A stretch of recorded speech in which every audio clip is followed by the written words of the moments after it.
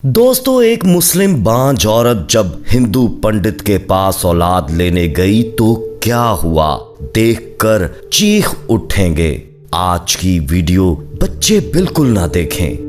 प्यारे दोस्तों, इसमें कोई शक नहीं कि अल्लाह ताला किसी को औलाद देकर आजमाते हैं और किसी को ना देकर आजमाते हैं, और जानते हैं कि दोनों सूरत में आजमाइश इंसान के ईमान की होती है। औलाद हो तो उसकी खुशी के लिए कहीं आप अपना ईमान तो नहीं बेच रहे, और अगर नहीं है तो कहीं आपका ईमान तो नहीं डगमगा जाएगा। आज की वीडियो में ऐसी ही औरत के बारे में आपको बताने जा रहे हैं जो मुसलमान होने के बावजूद अपने ईमान से मायूस होकर हिंदू पंडित से औलाद के लिए मदद लेने पहुंच गई। फिर पंडित ने जो किया वो आप खुद आज की वीडियो में देख लेंगे, और ये वीडियो हर ऐसी औरत के लिए इबरत होगी जो अल्लाह ताला की रहमत से मायूस होकर गैर अल्लाह की मदद लेने लग जाती हैं। दोस्तों, आज की हमारी ये वीडियो निहायत अहम है, इसलिए हमारे साथ वीडियो में आखिर तक जुड़े रहिएगा। और आगे बढ़ने से पहले कंफर्म जरूर कर लीजिएगा कि आपने हमारा चैनल मौजा टीवी ऑफिशियल सब्सक्राइब कर रखा है। नहीं किया तो फौरी सब्सक्राइब करते हुए बेल आइकन को क्लिक कर लें ताकि हमारी आने वाली मजीद वीडियोस का नोटिफिकेशन बर वक्त आपको मौसूल होता रहे। तो चलिए बाकायदा आगाज करते हैं आज की वीडियो का। प्यारे दोस्तों, हमारे मुआशरे का बहुत बड़ा अलमिया ये है कि अगर कोई शख्स किसी भी चीज से महरूमी का शिकार है तो हम उसकी हौसला अफजाई करने की बजाय उसे तब तक उस महरूमी का बार बार एहसास दिलाते रहते हैं जब तक वो बेचारा जिंदगी से मायूस नहीं हो जाता, हार नहीं जाता और उस महरूमी को दूर करने के लिए गलत रास्ते नहीं अपना लेता।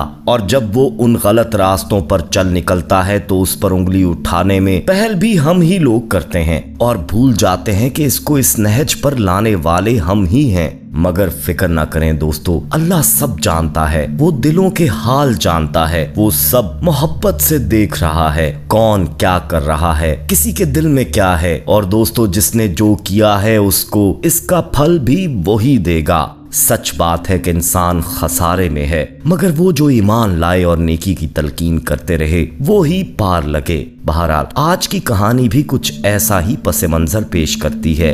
हरियाणा के रिहायशी साजिद और उसकी बीवी सुरैया की पसंद की शादी हुई थी। शादी के फौरन बाद साजिद के घर वालों को बस एक ही बात का इंतजार था कि सुरैया की गोद कब भरी होगी। सुरैया को रोज ऐसी बातों का सामना करना पड़ता था कि बहू हमें खुशखबरी कब सुनाओगी। साल गुजरा, 2 साल गुजरे, तीसरे चौथे साल तो गांव की औरतें भी सुरैया की सूनी गोद पर होके भर भर कर सुरैया को उसके बांझ होने का एहसास दिलाती थीं।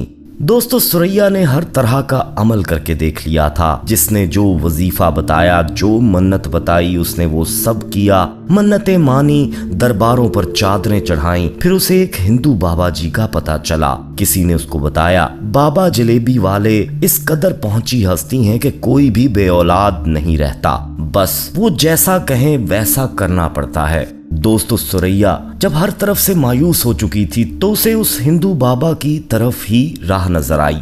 सुरैया उस हिंदू बाबा के पास अपनी मुराद लेकर पहुंच गई। बाबा जी ने कहा कि इसके लिए उन्हें जो अमल करना पड़ेगा वो उसी के घर जाकर करना पड़ेगा, और घर पर जब कोई भी नहीं हो तब वो बाबा जी को बुलाए। सो सुरैया इंतजार करने लगी कि जब कभी उसे मौका मिले वो बाबा जी को घर बुला सके। उसे इस बात का इल्म नहीं था कि उसके शौहर ने खुफिया कैमरे घर पर लगा रखे हैं ताकि वो अपने काम पर होने के बावजूद भी घर की निगरानी रख सके। एक दिन दोस्तों, जब सुरैया के ससुराल वाले सभी किसी दूसरे गांव शादी पर गए हुए थे, उसने उस हिंदू बाबा जी को घर बुला लिया। बाबा जी ने पहले उसे हिंदुओं वाला लिबास से बेतन करवाया, फिर उसे पूजा करने का बताते गए और साथ साथ कोई मंत्र पढ़वाते गए। बाबा जी ने जो आग जलाई थी उसके धुएं में कुछ नशा आवर चीज मिलाई थी कि वो सुरैया को जो जो कहते गए वो करती रही। फिर बाबा जी ने जब देखा कि सुरैया पर नशे का असर हो चुका है तो उसको बोले कि तुम मेरी गोद में सर रखो ताकि मैं तुम्हारी औलाद के लिए प्रार्थना कर सकूं।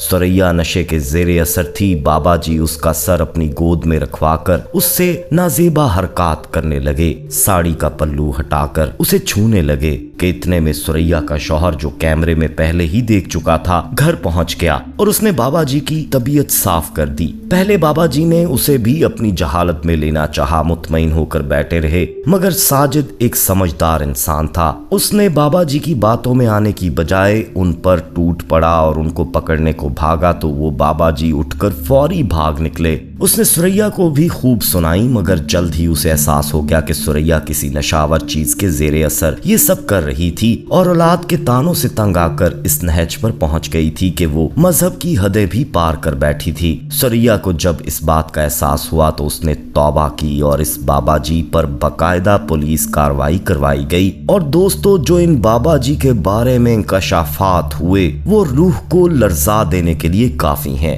आइए इनके बारे में भी आपको बताते हैं। दोस्तों, ये बाबा जी जिनका नाम जलेबी बाबा के नाम से मशहूर था, इलाज के बहाने खवातीन का जिनसी इस्तेहसाल करने वाला जाली आमिल था, जिसे 14 साल कैद की सजा हुई।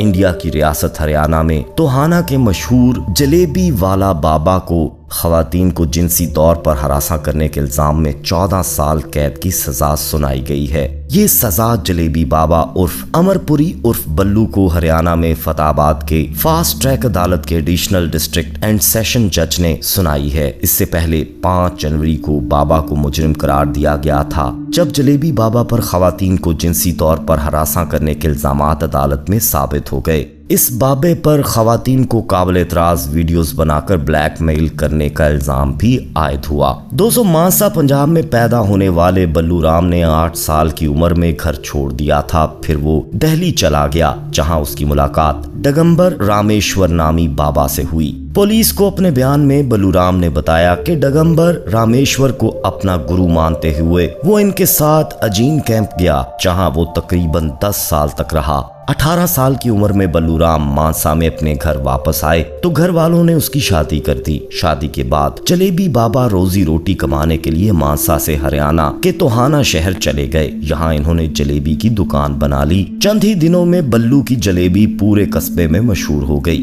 तोहाना के एक सीनियर सहाफी ने बताया कि लोग अक्सर बल्लू राम की दुकान से जलेबियां खाते थे और घर भी ले जाते थे। लेकिन बल्लू राम ने एक और काम भी शुरू किया कि तकरीबन 20 साल कबल बल्लू राम ने अपने घर में एक मंदिर बनवाया था। मंदिर में वो मुबैना तौर पर खवातीन को उनके मसाइल का हल बताता था। इस दौरान वो बल्लू राम से जलेबी बाबा बन गया था। उस सहाफी ने बताया कि बल्लू राम के बनाए हुए मंदिर में जिस्मानी और जहनी बीमारियों में मुब्तला खवातीन आती थीं। बाबा ने मुबैना मंत्र से उनका इलाज करने का दावा किया था। इस दौरान बाबा ने मुबैना तौर पर खवातीन को चाय और दीगर खुराक में नशावर चीजें मिलाकर देना शुरू कर दी, जिसके बाद बाबा खवातीन से बदतमीजी करता था। बाबा मंदिर में लगाए गए खुफिया कैमरों में छेड़छाड़ की हरकतें रिकॉर्ड करता था। बाद में बाबा ने खवातीन को ब्लैकमेल करना शुरू कर दिया। अक्सर खवातीन ने न घर में कुछ बताया और ना ही पुलिस को। पुलिस के मुताबिक वो खवातीन के साथ साथ नाबालिगों को भी अपना निशाना बनाता था और इनसे भारी रकम वसूल करता था।